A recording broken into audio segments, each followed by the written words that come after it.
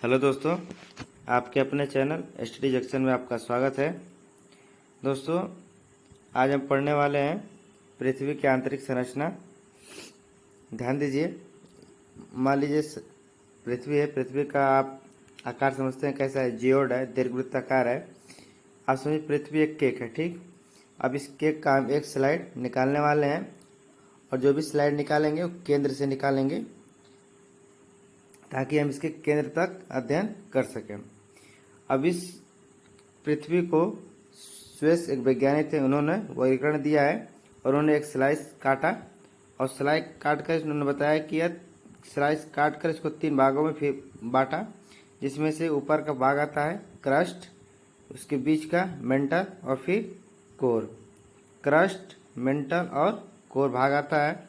बात की जाए कि क्रस्ट को भूप्रॉपर्टी कहते हैं, और इन्होंने कहा क्रस्ट को सियाल का स्वेस ने वर्गीकरण दिया दोस्तों, और मेंटल को सीमा का और कोर को निफे का है। सियाल का मतलब आप याद रखिएगा Si प्लस एल यानी सिलिकॉन प्लस एल्यूमिनियम। सीमा को silicon plus magnesium Si plus Ma, और निफे को Ni plus Fe nickel plus iron या लौह। मैग्नीशियम का ध्यान दीजिए Mg होता है, यहाँ सीमा के तौर पर यहाँ Ma लिखा गया है, उससे कंफ्यूज मत होइएगा। वहीं यदि आपसे बात पूछा जाए कि जो हमने स्लाइस निकाला है, यहाँ तो केंद्र है, यहाँ तक ये रेंज लिखी गई है, मतलब रेंज बताइए कि क्रस्ट की रेंज कितनी है, मेंटल की रेंज कितनी है, और कोर की रेंज कितनी होने वाली है। कोर को ही हम क्रोड कहते हैं। तो ध्यान दीजिए कि जो हमारा क्रस्ट है वो 0 से 80 किलोमीटर की रेंज को हम क्रस्ट कहेंगे, और 0 से 100 किलोमीटर की रेंज को हम क्रस्ट कहते हैं, और 100 किलोमीटर से 2900 किलोमीटर की गहराई तक यदि पृथ्वी में जाते हैं तो वह मेंटल वाली एरिया आती है, और ठीक 2900 किलोमीटर से 6347 किलोमीटर की गहराई तक यदि नीचे जाते हैं तो उस एरिया को हम लोग कोर कहते हैं। इसी को क्रोड भी कहा जाता है। देखिए दोस्तों, इस क्रस्ट पर तो हम लोग रहते हैं, जिसे हम स्थल मंडल कहते हैं यानी लिथोस्फीयर। सेकेंड पार्ट होता है हमारा मेंटल, जिसे हम पायरोस्फीयर कहते हैं, और थर्ड पार्ट होता है कोर, जिसे हम बेरीस्फीयर भी कहते हैं। ध्यान दीजिए, जो मेंटल होता है, मेंटल का जो ऊपरी भाग होता है इसे हम एस्थेनोस्फीयर कहते हैं यानी दुर्बल मंडल कहते हैं। यानी मेंटल का ऊपरी भाग क्या कहलाता है? तो दुर्बल मंडल कहलाता है। ध्यान दीजिए, यदि आपसे पूछा जाए कि पृथ्वी के अंदर आप जा रहे हैं, गहराई में जा रहे हैं, तो उस समय आपके तापमान पर क्या प्रभाव पड़ता है? तो यदि आप पृथ्वी के नीचे अंदर जा रहे हैं तो आपका तापमान बढ़ेगा। किस रेंज से बढ़ेगा? तो तापमान आपका हर 32 मीटर पर 1 डिग्री सेंटीग्रेड के तापमान पर आपका वृद्धि होगा। आप जैसे जैसे पृथ्वी के अंदर जाएंगे तो दबाव भी बढ़ेगा, और जब दबाव बढ़ेगा जाहिर सी बात है घनत्व भी बढ़ने वाला है। वहीं यदि आपसे पूछा जाए, पिछली क्लास में बताएं कि पृथ्वी का जो औसत घनत्व कितना होता है, तो जो हमारा औसत घनत्व होता है पृथ्वी का वो होता है 5.5 ग्राम पर सेंटीमीटर क्यूब। लेकिन वहीं यदि पृथ्वी के केंद्र तक पहुंचा जाए, वैसे अब तक कोई पहुंचा नहीं है, तो उसका जो सर्वाधिक घनत्व है ये 13 ग्राम पर सेंटीमीटर क्यूब हो जाता है। नेक्स्ट हम देखते हैं कि यदि क्रस्ट पर तो हम लोग रहते हैं, ठीक है, क्रस्ट पर आते हैं और पूछा जाए कि इस क्रस्ट पर सर्वाधिक मात्रा में क्या मिलता है, तो आपको बताइए होगा कि क्रस्ट यानी स्थल मंडल पर सर्वाधिक मात्रा में क्या है। तो O2 मिलता है, ऑक्सीजन 46.6%, और दूसरे नंबर पर सिलिकॉन मिलता है 27%। वहीं यदि मेंटल पर पहुंच जाए, सेकेंड भाग जो हमारा मेंटल होता है, ये पृथ्वी के आयतन का 83% भाग मेंटल ही होता है। पूछा जाए कि सर्वाधिक भाग पृथ्वी का क्या होता है, तो मेंटल होता है। कितना? तो पृथ्वी के आयतन का 83% भाग मेंटल होता है। नेक्स्ट थर्ड देखते हैं कोर वाली एरिया आती है। एक नोट याद रखिएगा कि पृथ्वी में पूछा जाए सर्वाधिक मात्रा में क्या पाया जाता है, तो पहले स्थान पर लोहा पाया जाता है जो कि 35%, और दूसरे स्थान पर ऑक्सीजन पाया जाता है जो कि 30%। ये पृथ्वी में बताया जा रहा है। नेक्स्ट देखते हैं, वही पिछला क्वेश्चन है कि पूछा जाए क्रस्ट में सर्वाधिक मात्रा किसकी पाई जाती है? Option A oxygen, option B silicon, option C iron, या ऑप्शन डी एल्यूमिनियम। आपका राइट आंसर हो जाएगा ऑक्सीजन 46.6%। सेकेंड पर आ जाएगा सिलिकॉन। नेक्स्ट देखते हैं दोस्तों क्रस्ट। फिर ये जो स्लाइस है इसको हम 5 भागों में बांट दे रहे हैं। कैसे? देखिए, एक क्रस्ट है दोस्तों, तो ऊपर वाला हिस्सा क्रस्ट हो गया, ये मेंटल हो गया, क्रस्ट, मेंटल और कोर। ये तो ये दो एरिया में बटा, इसको यहाँ से बीच में डिसकंटिन्यूस से बांट देंगे, फिर ये यहाँ बांट देंगे, तो यहाँ पर कितनी लाइन हो जाएंगी, 1 2 3 4 और 5। पांचों लाइनों को हम देख लेते हैं क्या कहलाती हैं। तो देखिए, ये वाली क्रस्ट एरिया हो गई, ये क्रस्ट, यदि क्रस्ट को 20 से डिवाइड करते हैं तो ये जो रेखा होती है कहलाती है असंबद्धता, डिसकंटिन्यू।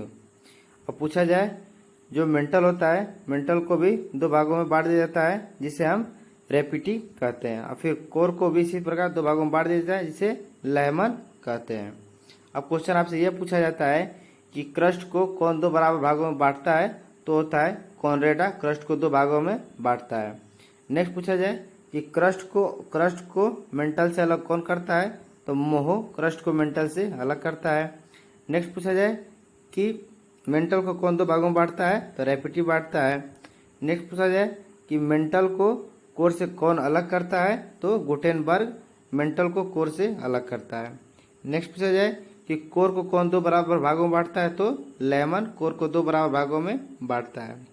इसको आप ट्रिक से याद रखिएगा, कौन मारे गुलेल, तो कौन में पहला कौन से याद रखिएगा कॉनरेडा, मा से मोहो, रे से रेपिटी, आगू से गुटेनबर्ग, लय से लहमन। नेक्स्ट देखते हैं, ये तो हुई पृथ्वी की आंतरिक संरचना, इसके बारे में। अब हम चट्टान यानी रॉक्स को पढ़ने वाले हैं। रॉक्स 3 प्रकार के हैं, आग्नेय चट्टान, अवसादी चट्टान और कायांतरित या रूपांतरित चट्टान। जो हमारी प्राथमिक चट्टान होती है उसे हम आग्नेय चट्टान कहते हैं। फिर यही आग्नेय चट्टान परत दर परत इकट्ठा होकर अवसादी चट्टान हो जाती है, और फिर यही अवसादी चट्टान अपना रूप बदलकर कायांतरित या रूपांतरित चट्टान हो जाती है। तो हम शुरू करते हैं आग्नेय चट्टान से। बात कीजिए आग्नेय चट्टान को हम क्या कहते हैं, तो आग्नेय चट्टान को प्राथमिक चट्टान कहते हैं, क्योंकि सबसे पहले यही चट्टान तैयार हो जाती है। इसको समझने के लिए ये पृथ्वी की क्या है, सतह है, और पृथ्वी की सतह हम आपको बताएं कि आप पृथ्वी के अंदर जैसे जैसे जाएंगे नीचे तो तापमान बढ़ेगा। अब जाहिर सी बात है, तापमान यदि बढ़ रहा है तो मैग्मा तैयार होगा, और मैग्मा तैयार होगा तो एक ज्वालामुखी विस्फोट होगा। ज्वालामुखी विस्फोट के कारण लावा का बमबारी होगा, और लावा की बमबारी से जो बाहर लावा आता है वो जमकर क्या रूप ले लेता है, तो चट्टान का रूप ले लेता है। तो पृथ्वी के अंदर क्या पाया जाता है, तो पृथ्वी के अंदर मैग्मा पाया जाता है। और पूछा पृथ्वी के बाहर क्या पाया जाता है, तो पृथ्वी के बाहर लावा पाया जाता है। ध्यान दीजिए, लावा या मैग्मा के जमने से क्या बनता है, तो चट्टान बनती है। सेकंड क्वेश्चन, ज्वालामुखी क्रिया से जो चट्टान बाहर निकलती है उसे क्या कहते हैं, तो आग्नेय चट्टान कहते हैं। आज पूछा जाए क्या आग्नेय चट्टान में जीवाश्म पाए जाते हैं, तो नहीं दोस्तों, आग्नेय चट्टान में जीवाश्म नहीं होते हैं। आप ही देख लीजिए, पूरा लावा है, खोलता हुआ लावा, उसके अंदर जीवाश्म कहाँ से पाएंगे, तो जीवाश्म रहित चट्टान है। इसे रवेदार चट्टान कहते हैं। रवेदार चट्टान का मतलब आप देखे ही होंगे, खोलता हुआ तेली ले लीजिए या फिर ज्वालामुखी यदि देखे हो तो ठीक है, जब खोल रहा होता है उसमें बुलबुले निकलते हैं, और ये जब मैग्मा बाहर निकल जाता है लावा के रूप में तो बुलबुला होता रहता है, और वो बाहर लेकिन आकर जम जाता है, लेकिन बुलबुला का जो शेप रहता है वो उसी प्रकार रहता ही रह जाता है, वही रवेदार चट्टान कहलाता है। अब आग्नेय चट्टान के हम कुछ एग्जाम्पल भी देख लेते हैं। तो आग्नेय चट्टान के एग्जाम्पल है ग्रेनाइट, गैब्रो, डायोराइट या बेसाल्ट। बेसाल्ट चट्टान की एक बात याद रखिए कि बेसाल्ट जो चट्टान होती है, बेसाल्ट चट्टान के टूटने से काली मिट्टी बनती है, और काली मिट्टी को ही हम रेगूर कहते हैं। अब पूछा जाए कपास की खेती किस मिट्टी पर होती है, तो कपास की खेती काली मिट्टी पर होती है। पूछा जाए काली मिट्टी कहाँ पाई जाती है, दक्कन ट्रैप में पाई जाती है। नेक्स्ट देखते हैं दोस्तों अवसादी चट्टान। ये जो अवसादी चट्टान है, जो प्राथमिक चट्टान होती है यानी आग्नेय चट्टान, इसी से टूटकर अवसादी चट्टान का निर्माण होता है। और ये कैसे टूटती है, हवा से, बारिश से, तूफान से टूट कर क्या होती है, बिखर जाती है, और बिखर कर परतदार चट्टान के रूप में नवनिर्मित हो जाती है। आग्नेय चट्टान के कटाव से तैयार हुआ चट्टान अवसादी चट्टान कहलाता है। ध्यान दीजिएगा, इसमें सर्वाधिक जीवाश्म होते हैं। कैसे, ये जो चट्टान है आग्नेय चट्टान, ये क्या हो रहा है, इससे कट कर कहीं दूसरी जगह पर ट्रांसफर हो रहा है। हमारे जो वहाँ का जो कोई जानवर दब गया, फिर पेड़ पौधा कोई दब गया, तो पेड़ पौधे में तो जीवाश्म है और जो जानवरों में भी जीवाश्म है, तो दब जा रहे हैं, तो वहाँ पर सर्वाधिक जीवाश्म हो जा रहा है। ठीक, इसके एग्जाम्पल की बात देख लीजिए। इसका एग्जाम्पल हो जाएगा बलुआ पत्थर, सैल, चूना पत्थर और डोलोमाइट। नेक्स्ट थर्ड चट्टान की बात करते हैं, कायांतरित चट्टान। ये चट्टान ऐसी चट्टान है जो आग्नेय चट्टान और अवसादी चट्टान के रूप को बदलकर प्राप्त होती है, इसलिए इसे कायांतरित या रूपांतरित चट्टान भी कहते हैं। तो कायांतरित चट्टान देखते हैं कि आग्नेय अवसादी और आग्नेय चट्टान और अवसादी चट्टान जब अपना रूप बदल लेंगी तो कायांतरित चट्टान हो जाएगी। सेकेंड भाग, अत्यधिक ताप व दाब से इसका निर्माण होने वाला है। इसके एग्जाम्पल देख लेते हैं। चूना पत्थर अवसादी चट्टान होती है, ये अपना रूप बदल लेता है किसमें, मार्बल में यानी संगमरमर में।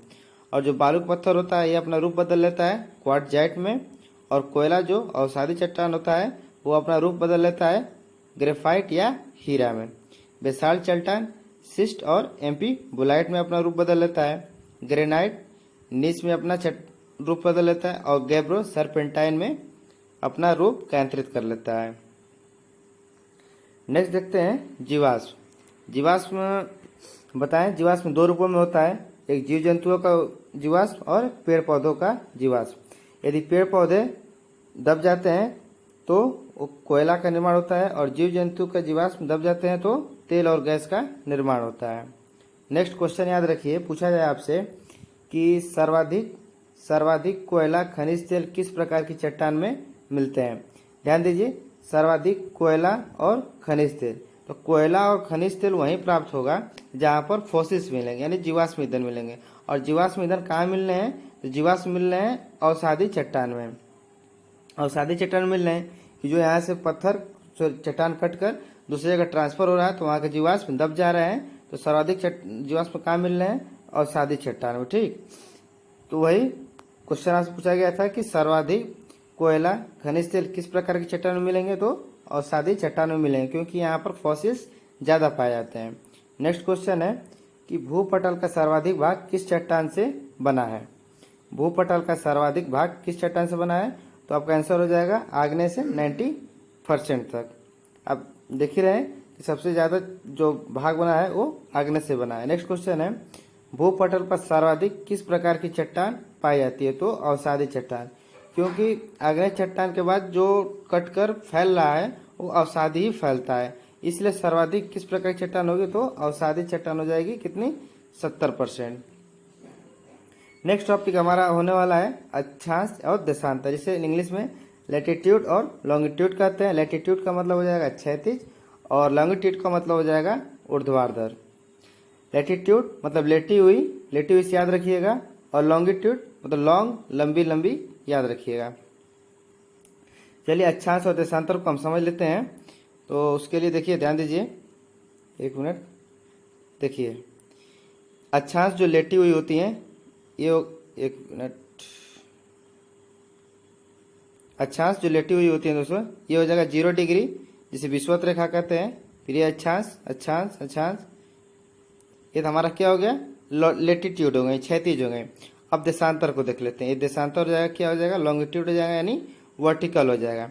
और ये संरचना जो हमने बताया है, लेटीट्यूड दिखाया है और लॉन्गिट्यूड दिखाया है, इसको हम ग्रिड कहते हैं। यदि आपसे पूछा जाए ग्रिड क्या होता है, तो ग्रिड अक्षांश और देशांतर की रूपरेखा दर्शाई जो जा रही है उसी को हम ग्रिड कहते हैं।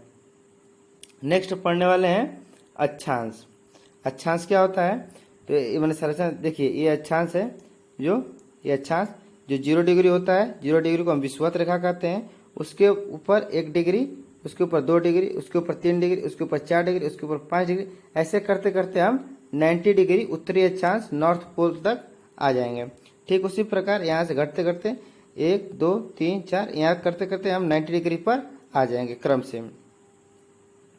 यदि आपसे पूछा जाए, ये सभी तो अक्षांश है, देख रहे हैं जो अभी लेटी हुई है ये अक्षांश है, लेटीट्यूड है। यदि आपसे पूछा जाए कि जो अक्षांश है, दो अक्षांशों के मध्य क्षेत्र को क्या कहते हैं, ये जो दो अक्षांश है इनके मध्य क्षेत्र को हम क्या कहेंगे, इनके मध्य क्षेत्र को हम जोन कहते हैं यानी कटिबंध कहते हैं। और क्वेश्चन पूछा जाए कि सबसे बड़ी अक्षांश रेखा कौन सी होती है, तो सबसे बड़ी अक्षांश रेखा हमारी विषुवत रेखा होती है, सबसे बड़ी होती है। नेक्स्ट क्वेश्चन पूछा जाए कि अक्षांश रेखाओं के बीच की दूरी कितनी होती है, तो सभी अक्षांश रेखाओं के बीच की दूरी सदैव बराबर होती है। कितनी होती है, तो दो अक्षांशों के मध्य की दूरी 111 किलोमीटर होती है। नेक्स्ट क्वेश्चन बनता है आपसे, क्वेश्चन यह है कि जो हमने मैप दिखाया हुआ है इस मैप में कितनी अक्षांश है।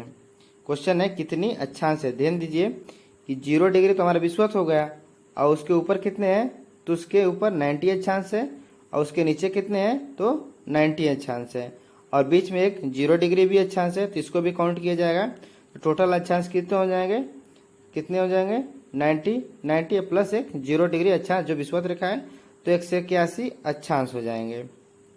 लेकिन आज ये आपसे पूछा जाए कि टोटल अक्षांश रेखा कितनी है तो ध्यान दीजिए कि आपको अक्षांश रेखा जब आप तैयार कर रहे हैं बना रहे हैं ऐसे ऐसे करते जा रहे हैं तो एक पॉइंट ऐसा आ जाता है जो 90 डिग्री का पॉइंट होता है वो एक बिंदु के रूप में होता है, वह रेखा नहीं होती है।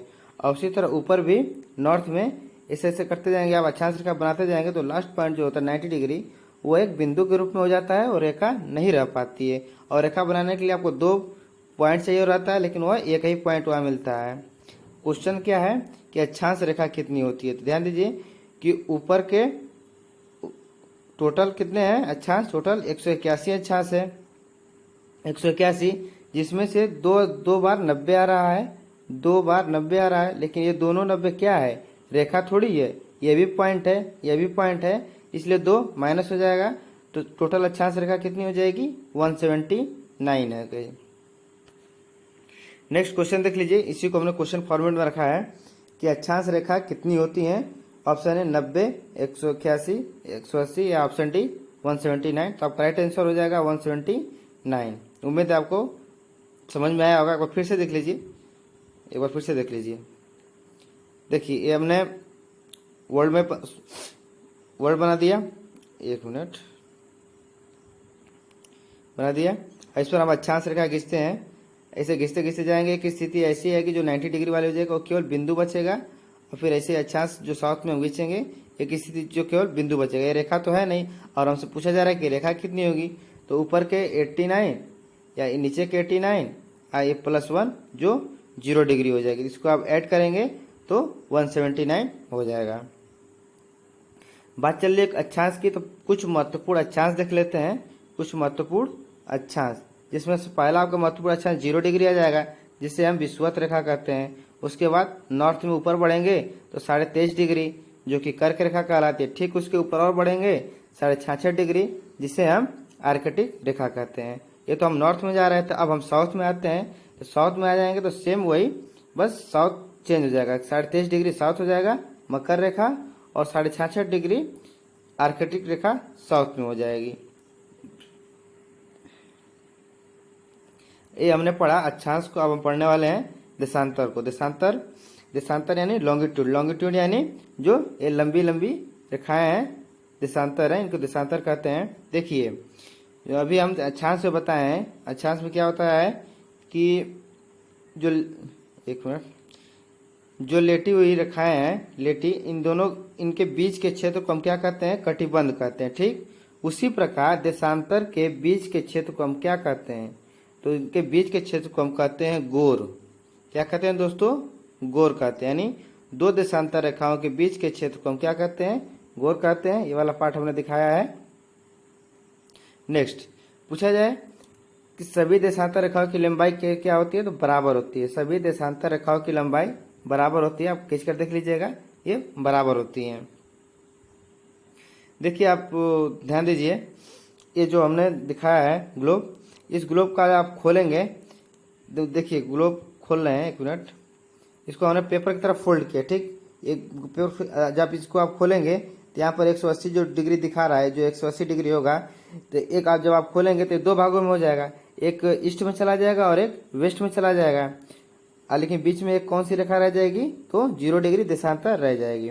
और 0 डिग्री देशांतर से जब आप ईस्ट में चलेंगे तो टाइम जुड़ेगा और जब आप वेस्ट में चलेंगे तो टाइम माइनस होगा। और जो 0 डिग्री देशांतर होता है इसे हम क्या कहते हैं, तो प्रधान एवमोत्तर रेखा कहते हैं यानी GMT ग्रीनविच मीन टाइम, जो कि लंदन में पाया जाता है।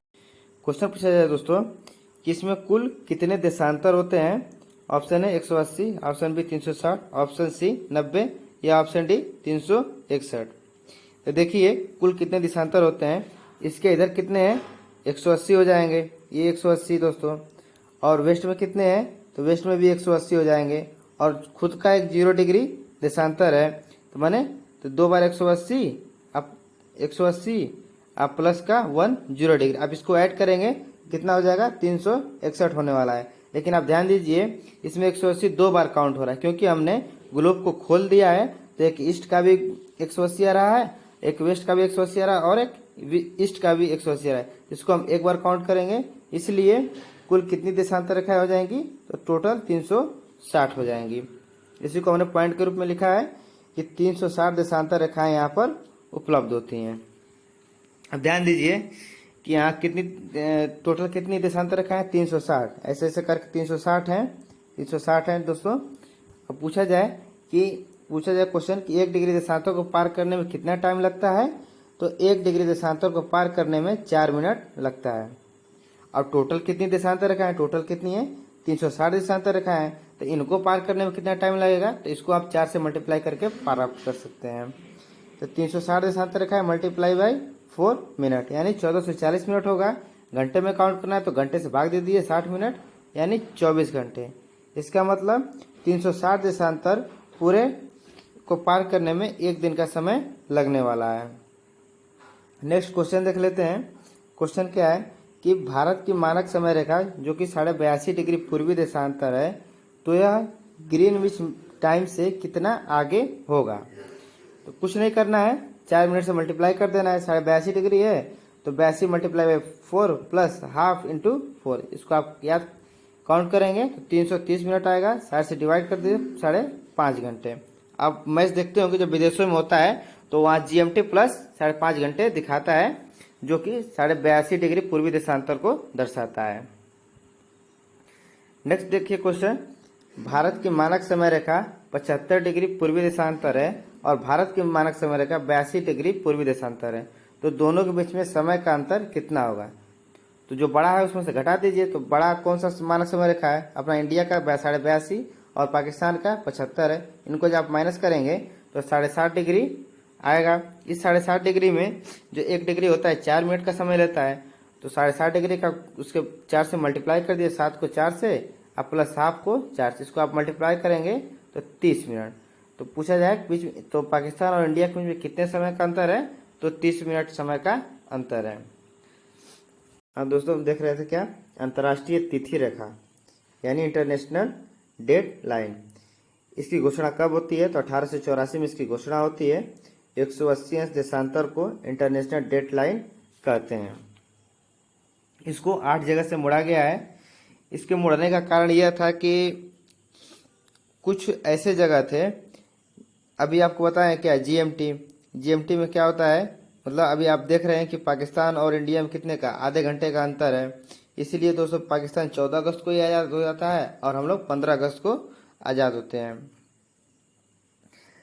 अभी कोई साइबेरिया यहाँ का स्थान है और कोई अलास्का यहाँ का स्थान है, ठीक। अब ग्रीनविच लाइन अब यहाँ है तो ठीक है, लेकिन यदि बीच में हो जाती है और एक ही जिला एक ही गांव में हो जाएगी, अब यहाँ एक बंदा है और यहाँ एक बंदा है, अब इसको मिलना है, कहेगा कि हेलो हम तुमसे कल मिलना चाहते हैं, तो पूछेगा किस तारीख को, कहेगा 12 तारीख को, तो कहेगा कि ठीक है चलो मिलते हैं। ये 12 तारीख को मिलना चाहता है, लेकिन उसके यहाँ 12 तारीख तो आज ही है, लेकिन ये किस तारीख में चल रहा है, ये 11 तारीख में चल रहा है, जबकि ये 12 तारीख में जी रहा है, क्योंकि इसमें 24 घंटे का अंतर आ रहा है। हम पीछे ही बताएं इसमें कितने देशांतर है, 360 देशांतर है, 360 देशांतर है। और इस 360 देशांतर को पार करने में कितना समय लग रहा है, पूरे 1 दिन का समय लगता है।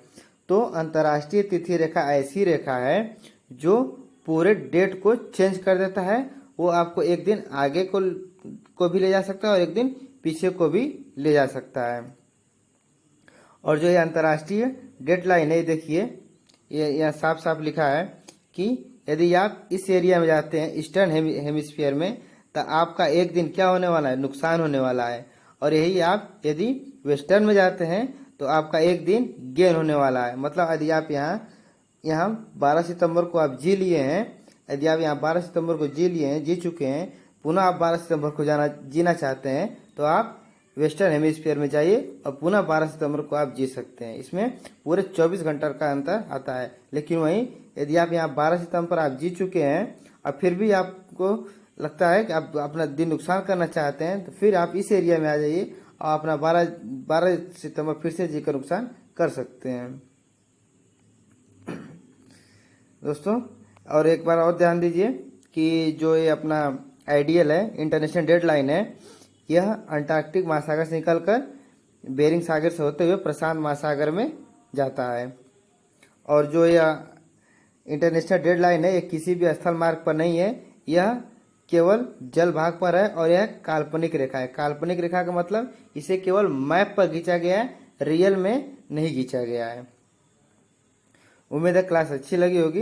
एक मिनट और देख लीजिए, इसे 8 जगह से मुड़ा गया है। अब 8 जगह हम आपको दिखा दें, 8 जगह दिखा देते हैं। एक बार ध्यान दीजिए, 1 2 3 4 और यह 5 6 7 8, यह 8 जगहों से मुड़ा गया है। उम्मीद है दोस्तों क्लास अच्छी लगी होगी। क्लास अच्छी लगे दोस्तों को भी शेयर कीजिए और चैनल पर नए तो चैनल को सब्सक्राइब कर दीजिए और बेल आइकन को प्रेस कर लीजिए, जिससे सभी वीडियो का नोटिफिकेशन आपको मिलता रहे। थैंक यू दोस्तों।